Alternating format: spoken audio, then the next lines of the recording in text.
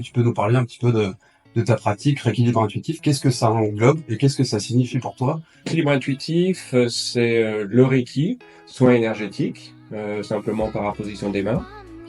C'est le magnétisme aussi. Le magnétisme, c'est enlever les énergies négatives sur les personnes lorsqu'elles ont des douleurs particulières. Ça peut être aussi couper le feu, ça peut être voilà plein de choses qui ont attrait à l'énergie négative. Ensuite, mémoire cellulaire. Je travaille sur ce qu'on appelle la mémoire cellulaire ou décodage biologique. C'est des douleurs qu'on a dans le corps, on ne sait pas d'où ça vient. Et après, avec des techniques, on essaye de les enlever à la fois mentalement, mais aussi corporellement. Et enfin, le body hypnosis, qui est un soin où on va appuyer sur des points du corps, et ça permet au corps de se libérer de ses tensions sans passer par le mental. L'hypnose, qui est un sujet vaste et important, parce qu'avec l'hypnose aussi, donc là on va travailler sur l'inconscient. Comment dans ta vie, t'es venu à rencontrer le Reiki? Est-ce que c'était par quelqu'un? Est-ce que c'est parce que tu as une problématique personnelle? J'étais propriétaire d'une agence immobilière. Je sentais que mon corps me lâchait. Et au plus profond de moi, je sentais que j'étais pas malade.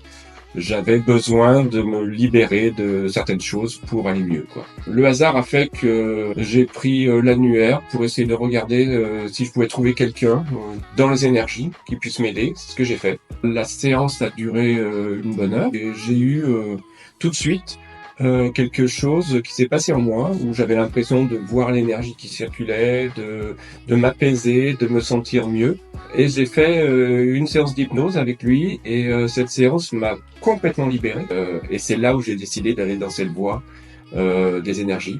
Je me dis c'est le moment. Je sais pas pourquoi. C'est comme s'il y avait une petite voix qui me parlait en me disant fais ce que tu as envie de faire maintenant. Et j'ai trouvé quelqu'un qui était enseignant en Reiki. J'ai été passer mon premier degré. Et là, j'ai commencé à pratiquer le Reiki sur amis, famille. Ça a tout de suite bien fonctionné. Et je me suis dit, j'ai pris la bonne voie. J'étais heureux de moi. Et je me suis dit, j'ai pris la bonne voie. On est en 2019. Je passe mon premier degré Reiki. Et c'est vraiment une révélation parce que je me sens connecté vraiment. C'est là donc où j'ai vraiment adoré, quoi. Je me suis dit t'as bien fait de faire ça, quoi. C'est ton truc, quoi. Tu te sens vivre quand t'es là-dedans et t'as ces connexions qui arrivent. C'est ce que tu as au plus profond de toi qui se révèle maintenant parce qu'il y a besoin que ça se révèle aujourd'hui. En quoi c'est important pour toi, cette ouverture, cette connexion dans ton activité, au cœur de tes pratiques ou dans ta vie de tous les jours? La connexion aux autres est importante parce que cette connexion se fait par le cœur. Elle permet de pratiquer les soins, d'être à l'écoute de la personne et de l'aider dans son chemin, dans ce qu'elle a besoin. Enfin, je pourrais pas faire soin si j'avais pas cette connexion-là, quoi. Oui, et puis c'est intéressant de ce que tu dis aussi, parce que le fait d'être connecté aux autres, à son cœur, ça permet d'aider dans des activités telles que des activités de thérapeute, mais ça permet aussi d'avoir des meilleures relations dans sa vie personnelle et d'avoir des échanges plus riches et plus en accord avec nos valeurs. C'est ça, d'être vrai et de savoir ce qui est bon, ce qui n'est pas bon pour soi aussi. Et ça permet aussi, voilà, dans la vie de tous les jours, de se dire oh ben non, ça, j'ai pas envie. Donc ça vient nourrir des valeurs telles que la liberté et l'authenticité, et finalement d'être soi-même. Tout à fait. Et libre d'être soi-même. C'est ça. Et c'est quelque chose que tu travailles toi ça en séance, particulièrement quand les gens ils viennent te voir, est-ce que tu les accompagnes un petit peu dans ce cheminement d'oser être soi-même? C'est le but de chaque accompagnement, c'est qu'ils se libèrent et qu'ils puissent être eux-mêmes et trouver souvent leur mission de vie. Et je crois que c'est ce qui est le plus important pour moi, c'est que j'ai trouvé ma mission de vie. Alors après, ça n'a pas été tout de suite. Il y a besoin d'avoir encore un cheminement, du temps, d'accepter aussi ce changement, parce que c'est un changement. Est-ce que tu pourrais nous dire ce que ça veut dire mission de vie pour toi? La mission de vie, c'est faire ce pourquoi on est venu sur Terre. Peu importe le temps. Et si on la trouve, cette voie, à un moment T, ce qui s'est passé avant n'a pas d'importance, c'est simplement de la construction. Et si on vit pleinement maintenant ce qui se passe, aujourd'hui, ce qui se passe pour moi, bah c'est un vrai bonheur. Donc le temps n'est pas important, quoi, au final. Si on met du temps à se développer, si on met du temps à trouver cette mission de vie, le tout c'est de la trouver. Qu'est-ce qu'on ressent quand on est connecté à ce que tu appelles la mission de vie? De la joie, parce que c'est super nourrissant, nourrissant au niveau de son cœur. J'ai une autre mission aussi, qui est la transmission. Vu la joie que j'ai de faire ce que je fais, je voudrais transmettre cette joie aussi aux personnes.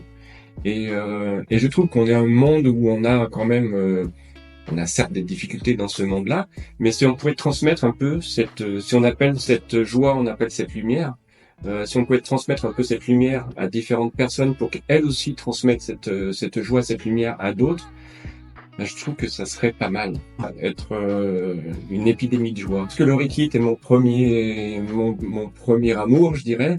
Je lance une formation en Reiki premier niveau. Ben voilà, c'est parti. Une nouvelle casquette de formateur cette année.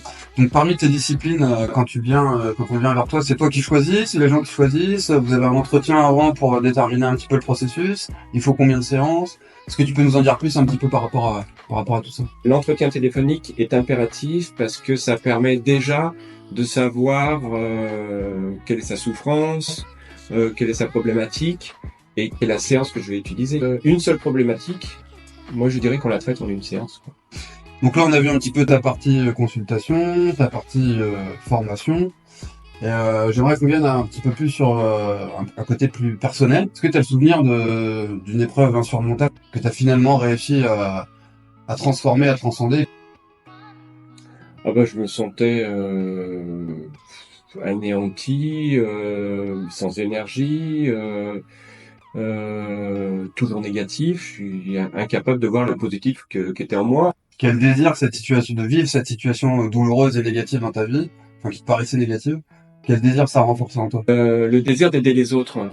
Comment on fait pour prendre rendez-vous avec toi? J'ai un site internet qui s'appelle www.rééquilibreintuitif.com, Instagram, donc Rééquilibre Intuitif, et Facebook, Rééquilibre Intuitif aussi. Le mieux, c'est quand même le téléphone. Laissez un message. Je te remercie Laurent pour ce moment d'échange, pour ce partage.